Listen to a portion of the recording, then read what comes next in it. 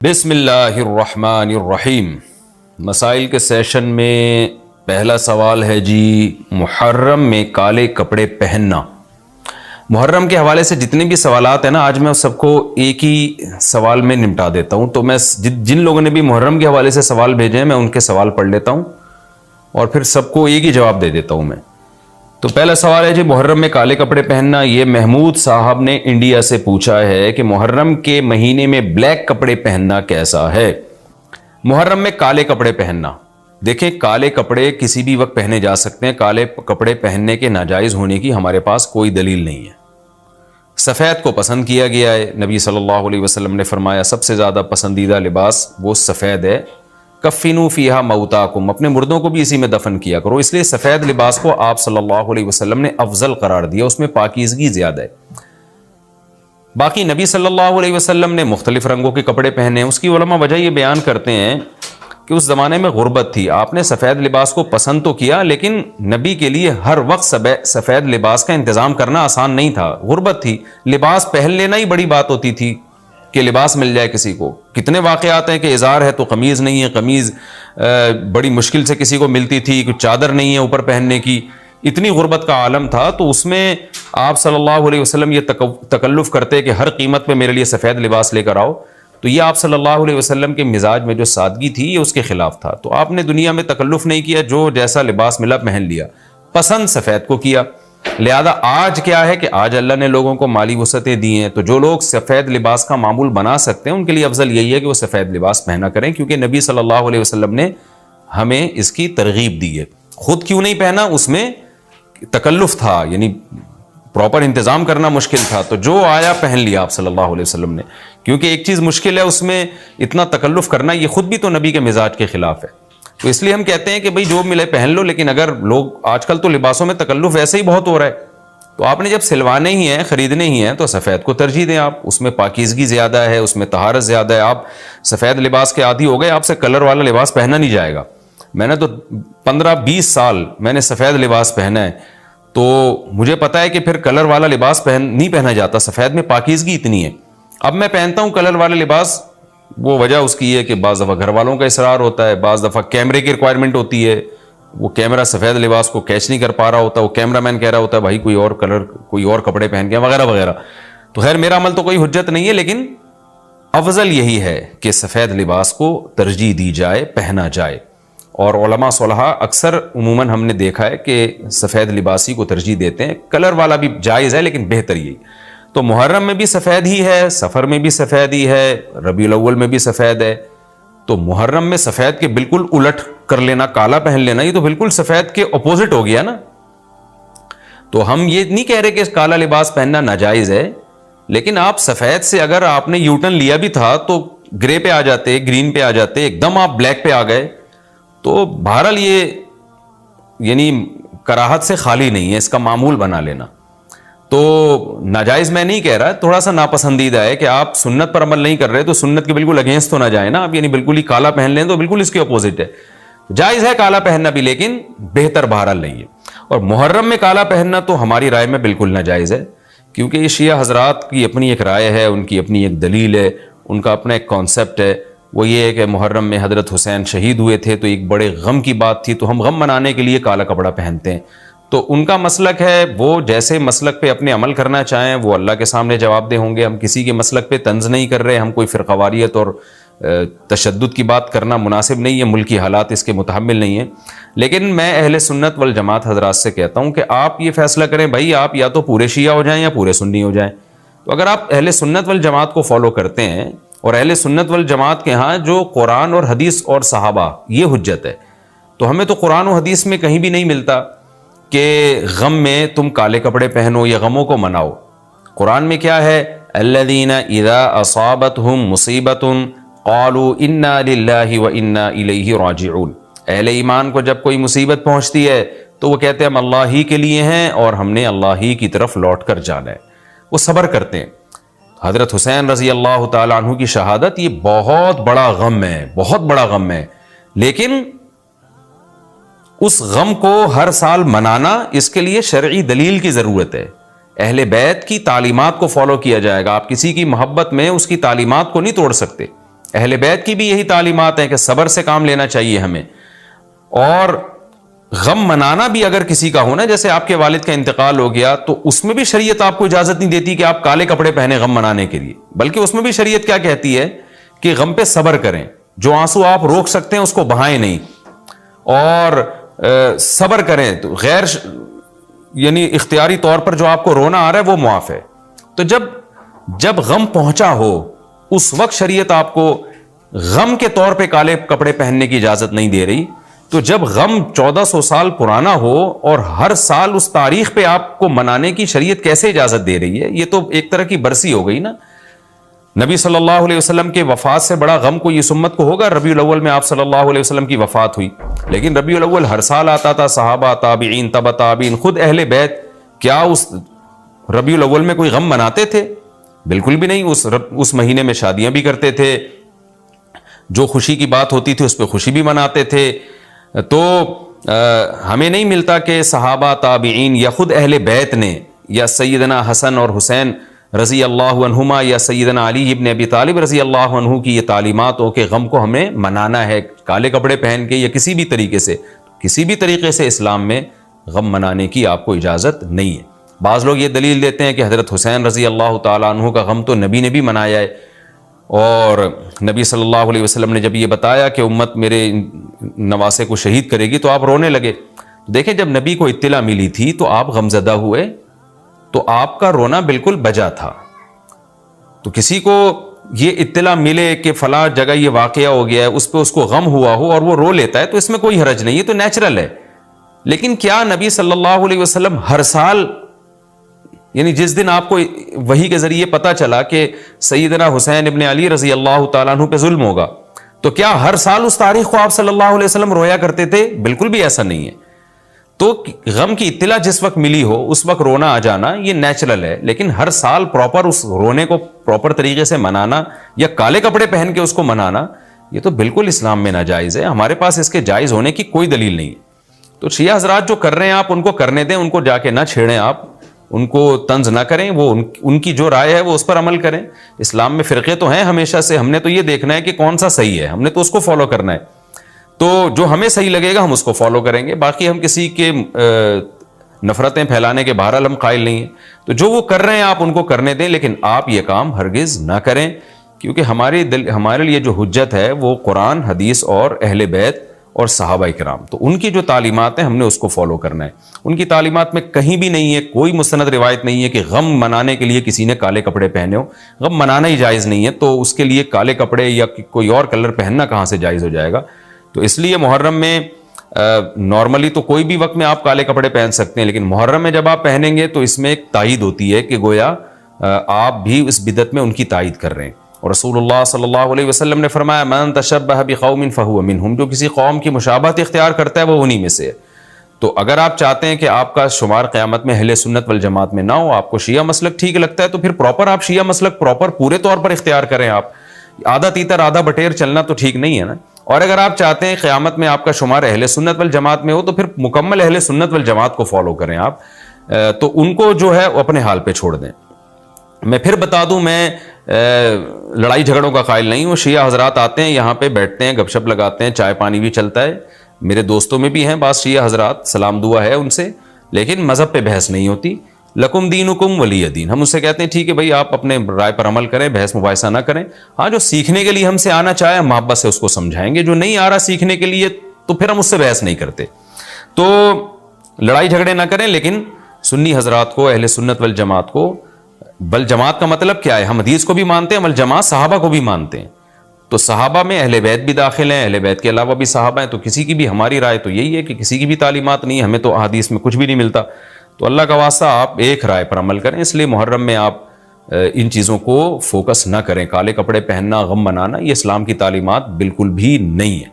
تو یہ تو میں نے سوال کا جواب دیا کہ محرم میں اسپیسیفک کالے کپڑے اگر آپ پہنیں گے تو یہ ایک بدعت کی تائید ہوگی. تو نبی صلی اللہ علیہ وسلم نے تائید سے منع کیا ہے. اچھا، ایک اور سوال محرم کے حوالے سے پوچھا ہے جی، محرم میں نکاح کرنا کیسا ہے؟ یہ سوال پوچھا ہے جی ظہور احمد نے کشمیر سے، کہ اگر شادی محرم یا سفر کے مہینے میں کی جائے کیسا ہے؟ کچھ لوگ کہتے ہیں کہ ٹھیک نہیں ہے. اچھا بھائی آگے چلتے ہیں ہم. 10 محرم کو کون کون سے نبی کو نجات ملی؟ یہ سوال پوچھا ہے جی محمد نے.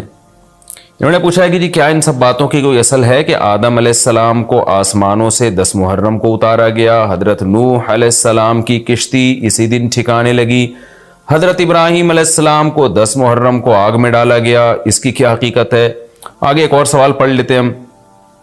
کیا قیامت محرم میں آئے گی؟ کیا قیامت 10 محرم کو قائم ہوگی؟ محمد فہد نواز ڈیرہ اسماعیل خان سے. اچھا جی آگے پوچھتے ہیں جی عاشورہ کے روزے کی فضیلت، یوم عاشورہ کے روزے کا کیا حکم ہے؟ محمد اقبال جموں کشمیر سے.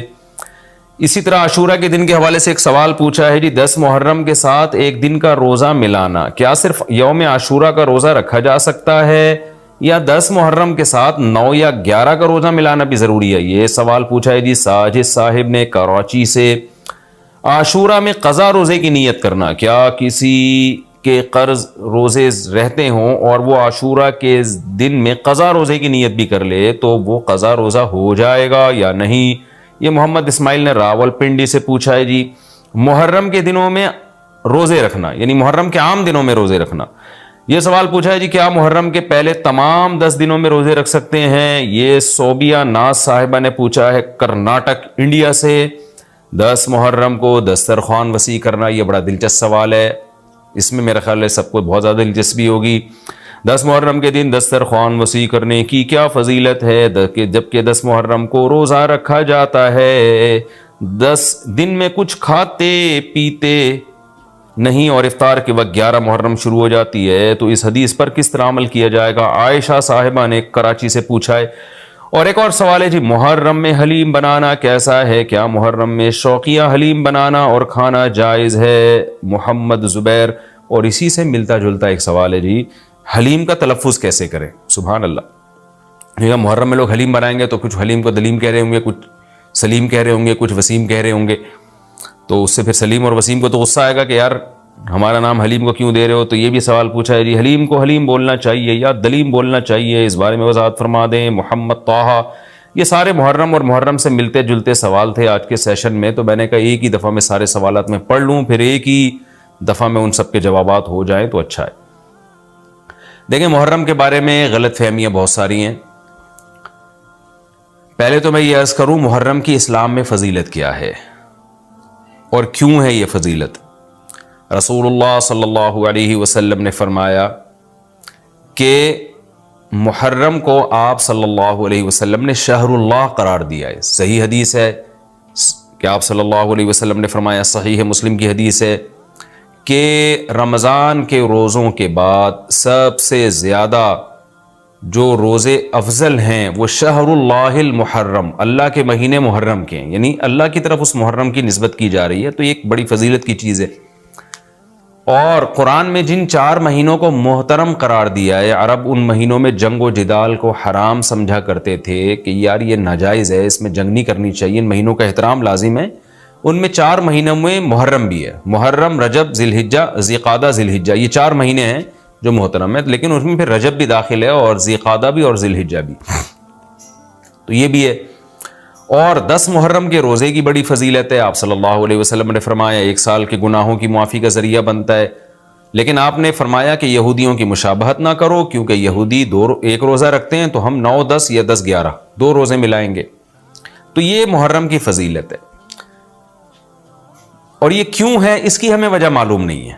جیسے کسی نے ابھی بھائی نے سوال پوچھا نا ایک کہ اس میں کوئی واقعات ہوئے تھے، تو پہلے میں بتا دوں 10 محرم میں جب نبی صلی اللہ علیہ وسلم نے محرم کے مہینے کی یہ فضیلت بیان کی تو اس کو کسی واقعے کی بیس پہ بیان نہیں کی ہے. اس بارے میں جتنے واقعات ہمارے پاس منقول ہیں کہ آدم علیہ السلام جنت سے زمین پہ آئے تھے، یا قیامت آئے گی اس دن، یا یہ کہ اور پتہ نہیں کیا کیا ابراہیم علیہ السلام کو آگ میں ڈالا گیا، یہ سب من گھڑت ہیں، اس کی کوئی حقیقت نہیں ہے، موضوع روایتیں ہیں. البتہ اس دن موسیٰ علیہ السلام اور بنی اسرائیل کو فرعون سے نجات ملی تھی. اس بارے میں روایت سندن بہتر ہے، یعنی اس کو مستند روایت کہا جا سکتا ہے. تو وہ یہ کہا جا سکتا ہے کہ 10 محرم کو موسیٰ علیہ السلام اور بنی اسرائیل کو اللہ نے فرعون سے نجات دی تھی. اسی بیس پہ یہودی روزہ رکھا کرتے تھے اس دن. تو یہ روایت کے علاوہ باقی جتنے بھی واقعات ہیں سب من گھڑت ہیں. باقی حضرت حسین رضی اللہ تعالی عنہ کو جو کربلا میں شہادت ملی ہے وہ تو 10 محرم، وہ تو فضیلت تو اسلام میں پہلے سے تھی.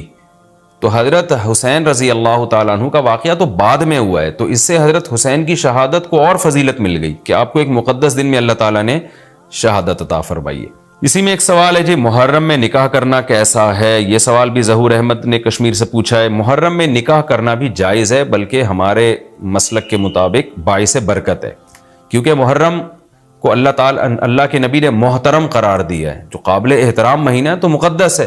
تو مقدس مہینے میں عبادت کا ثواب بھی زیادہ ہوتا ہے، اور نکاح بھی شریعت میں عبادت ہے. نکاح کیسے عبادت ہے؟ شریعت نے نکاح میں عبادت کا رنگ ڈال دیا ہے. دیکھیں آپ کہ نکاح ایک معاملہ ہے، لیکن اس سے پہلے خطبہ بھی ہوتا ہے. خطبہ جمعے کی نماز سے پہلے ہوتا ہے، خطبہ عید کی نماز سے پہلے ہوتا ہے، خطبہ استسقاء کی نماز سے پہلے ہوتا ہے، خطبہ حج میں ہوتا ہے. یہ ساری عبادتیں ہیں نا جس میں خطبہ ہے. لیکن اسلام نے کیا کہا؟ نکاح سے پہلے بھی خطبہ ہوگا. اس کا مطلب اسلام نکاح کو عبادت قرار دے رہا ہے، نکاح میں عبادت کا رنگ بھر رہا ہے. تو عبادتیں تو مقدس مہینے میں زیادہ ثواب ہوتا ہے ان میں. تبھی آپ دیکھیں نبی صلی اللہ علیہ وسلم نے فرمایا رمضان کے بعد سب سے زیادہ روزوں کا ثواب محرم میں ملتا ہے. کیوں؟ مقدس ہے نا، تو عبادت کا ثواب بڑھ گیا اس میں. تو اس حدیث سے صاف ہمیں پتہ چلتا ہے کہ اگر کوئی محرم میں اس نیت سے نکاح کرتا ہے کہ مقدس مہینہ ہے تو اس میں عبادت کا ثواب بڑھ جائے گا، اور اس میں انشاءاللہ اللہ سے امید کی جا سکتی ہے کہ خیر و برکت زیادہ ہوگی. تو اس کو منحوس سمجھنا جائز نہیں ہے. اگر آپ کہتے ہیں اس مہینے میں چونکہ حضرت حسین رضی اللہ تعالیٰ عنہ کی شہادت ہوئی ہے اس لیے منحوس ہے، تو یہ غلط ہے. ایک تو ہماری نظر میں شہادت ایک بہت مقدس مقام ہے، اس کی وجہ سے کوئی مہینہ منحوس نہیں ہو سکتا. مقدس تو ہو سکتا ہے، منحوس نہیں ہو سکتا. دوسری بات یہ کہ یکم محرم سے لے کے 29 یا 30 ذی الحجہ تک اسلامی تاریخ میں کوئی ایسا دن نہیں ہے جس میں کسی مقدس شخصیت کی شہادت نہ ہوئی ہو یا کسی پہ ظلم نہ ہوا ہو. اگر آپ تاریخ کے اوراق اٹھا کے دیکھیں، ہر مہینے ہر تاریخ کو کوئی نہ کوئی اسلام میں اچھا واقعہ بھی ہوا ہے اور برا واقعہ بھی ہوا ہے. حضرت عثمان رضی اللہ تعالیٰ عنہ کی شہادت ہوئی باغیوں کے ہاتھوں. خود نبی صلی اللہ علیہ وسلم کی وفات ہوئی ربیع الاول میں، اور بھری ہوئی ہے نا اسلامی تاریخ. حضرت علی رضی اللہ تعالیٰ عنہ کی شہادت ہوئی. تو ان تمام شہادتوں کے آپ ایام نکالیں، ان کے مہینے نکالیں، کوئی مہینہ نہیں بچے گا. تو اس بیس پہ اگر آپ کہتے ہیں کہ اس مہینے میں نکاح پسندیدہ نہیں ہے، پھر تو پہلی تاریخ سے لے کے سال کی آخری تاریخ تک کوئی تاریخ بھی ایسی نہیں ہے کہ جس میں انسان نکاح نہ کرے. اس کا مطلب پھر آپ کنوارے چھڑے چھاٹی گھومتے رہیں، اور مسلمانوں کی پھر گروتھ ریشو تو میرا خیال ختم ہو جائے گا، مر جائیں، کہاں پیدا ہوں گے لوگ. اور اگر آپ کہتے ہیں کہ نہیں جی کسی شخصیت کے کسی دن میں انتقال کر جانے سے یا شہید ہو جانے سے یا اس پہ ظلم ہونے سے وہ دن منحوس نہیں بنتا، تو پھر 10 محرم بھی منحوس نہیں ہے. 10 محرم میں بھی آپ نکاح کر سکتے ہیں، اور محرم کے بقیہ تاریخوں میں بھی آپ نکاح کر سکتے ہیں. اور روایات میں ہمیں ملتا ہے کہ بعض بڑے بڑے حضرات تھے جن کے محرم کے مہینے میں نکاح ہوئے. میں اس بحث میں نہیں جاؤں گا، پھر اس میں تاریخی روایات ہیں، کوئی کہتا ہے فلاں تاریخ تھی، کوئی کہتا ہے، پھر لوگ اس پہ ایک غیر ضروری بحث میں چلے جاتے ہیں. لیکن ہمیں ایسے واقعات ملتے ہیں. تو اس لیے اس بارے میں، اور پھر شریعت میں جلد نکاح کی ترغیب ہے. نکاح کو ڈیلے کرنا یہ شریعت میں پسندیدہ کام نہیں ہے. اس بیس پہ تو ڈیلے کیا جا سکتا ہے نکاح کہ آپ کو رشتہ سمجھ میں نہیں آ رہا، مشورے کر رہے ہیں. لیکن جب ایک دفعہ رشتہ سمجھ میں آ جائے تو اسلام کا حکم یہ کہ اس میں جلدی کی جائے. صحیح ہے، بخاری کی مشہور حدیث ہے، نبی صلی اللہ علیہ وسلم کی خدمت میں خاتون آئیں، عرض کیا کہ یا رسول اللہ میں آپ سے نکاح کرنا چاہتی ہوں. آپ نے چہرہ مبارک کو جھکا لیا، آپ کا ارادہ نہیں تھا. ایک اور صحابی کھڑے ہوئے، عرض کیا یا رسول اللہ آپ میرا ان سے نکاح کر دیں. اسی محفل میں نبی نے ان صحابیہ کا ان صحابی سے نکاح کرا دیا. تو آپ نے تو یہ نہیں پوچھا کہ یہ محرم کا مہینہ چل رہا ہے یا سفر کا مہینہ چل رہا ہے یا ربیع الاول کا مہینہ چل رہا ہے. ڈیلے نہیں کیا اس کو، اس لیے کہ خود آپ کی تعلیمات یہ ہیں کہ نکاح میں جلدی کی جائے. تو اگر آپ کو محرم میں رشتہ ملتا ہے، آپ ربیع الاول تک ڈیلے کرتے ہیں محرم کی وجہ سے یا سفر تک ڈیلے کرتے ہیں، تو یہ ڈیلے کرنا خود قرآن و سنت کے خلاف ہے. جس چیز میں تعجیل مقصود ہے، جس چیز کو شریعت نے جلدی کا حکم دیا. عبداللہ بن مسعود رضی اللہ تعالیٰ عنہ فرماتے تھے، مصنف ابن ابی شیبہ کی روایت ہے کہ مجھے پتا چل جائے نا کہ میری زندگی میں صرف ایک رات باقی ہے، اگلے دن میں نے مر جانا ہے، اور میرے نکاح میں کوئی عورت نہ ہو، میں وہ رات بھی نکاح کے بغیر نہیں گزاروں گا، میں بیوی کے بغیر نہیں گزاروں گا، اس خوف سے کہ مجھے کہیں فتنہ نہ ہو جائے. صحابہ کرام جو تقوی کے اعلیٰ معیار پر تھے اور جن سے گناہ کا اندیشہ بہت کم تھا اور کہیں معاشرے میں بے حیائی پھیلی ہوئی نہیں تھی، وہ تو ان کا تو یہ کانسیپٹ تھا کہ بھائی ہم بیوی کے بغیر ایک دن نہیں گزاریں گے، کہیں ایسا نہ ہو کہ برائی میں پڑ جائیں۔ اور آج چاروں طرف بےہودگی پھیل رہی ہے، چاروں طرف بے شرمی، بے حیائی، انٹرنیٹ پر بےہودہ چیزیں، آپ یوٹیوب میں ویڈیو میں جائیں فحش چیزیں آ رہی ہیں، ہر چیز آپ کی شہوت کو برانگیختہ کرنے والی ہے۔ اور اس میں آپ یہ کہیں کہ ایک رشتہ طے بھی ہو چکا ہے، آپ صرف اس بیس پر آپ اس کو ڈیلے کر رہے ہیں، ایک مہینہ، دو مہینہ، وہ لوگ سفر میں بھی نہیں کر رہے ہوتے، اور اس بیس پہ آپ ڈیلے کر رہے ہیں، اس میں خطرہ ہوتا ہے کہ مرد کسی گناہ میں نہ پڑ جائے، عورت کسی گناہ میں نہ پڑ جائے، تو شریعت اس کی آپ کو اجازت نہیں دیتی ہے۔ اور پھر اس میں یہ بھی ہوتا ہے کہ اگر آپ ڈیلے کرتے ہیں تو منگنیاں توڑنے کا شیطان کو موقع بہت ملتا ہے۔ میرے سامنے ایسے درجنوں واقعات ہیں، رشتہ طے ہوا لیکن جی چونکہ محرم ہے یا سفر آ رہا ہے تو ہم ربیع الاول میں کریں گے، یا منگنی کو کسی بھی وجہ سے ڈیلے کر دیا، تو جب منگنی ڈیلے ہوتی ہے، یعنی نکاح ڈیلے ہوتا ہے، منگنی ہو گئی، نکاح کو ڈیلے کر رہے ہیں آپ، اس میں شیطان پھر دونوں کو لڑواتا ہے، منگنیاں ٹوٹتی ہیں، اکثر نفرتیں پھیلتی ہیں، غلط فہمیاں، بدگمانیاں شیطان کو پھیلانے کا موقع ملتا ہے۔ اس لیے شریعت میں تو منگنی کا لفظ ہی نہیں ہے، شریعت میں ہے خطبہ۔ خطبہ کا مطلب نکاح کا پیغام بھیجا، ان کو جب سمجھ میں آ گیا تو فوراً نکاح کر دیا، بیچ کا کوئی راستہ نہیں اللہ نے رکھا۔ تو چاہے وہ محرم ہو، چاہے وہ سفر ہو، چاہے وہ ربیع الاول ہو، چاہے وہ ربیع الثانی ہو۔ ہاں کوئی اس وجہ سے ڈیلے کر رہا ہے نکاح، کوئی واقعی شرعی عذر ہے اس کو، وہ بہت سارے مسائل ہیں، لیکن محرم کا ہونا بہرحال کوئی شرعی عذر نہیں ہے، تو اس لیے ہم اس میں نکاح کو جائز سمجھتے ہیں، باعث برکت سمجھتے ہیں۔ پھر میں بار بار بتا رہا ہوں کہ جو وہ شیعہ حضرات جو کر رہے ہیں ان کو کرنے دیں، میں آپ کو آپ کے مسلک کی بات بتا رہا ہوں۔ ہم جو قرآن و سنت کو اور اصحاب رسول کو فالو کرتے ہیں اور اہل بیت کو بھی مانتے ہیں، ہم ان کی بات کر رہے ہیں۔ وہ بھی دعویٰ کرتے ہیں کہ ہم مانتے ہیں، تو ان کو ان کے دعوے پہ رہنے دیں، ہم تو وہی بات کریں گے جو ہمیں صحیح لگے گی۔ اچھا بھائی، یہ بھی ایک سوال پوچھا ہے جی، 10 محرم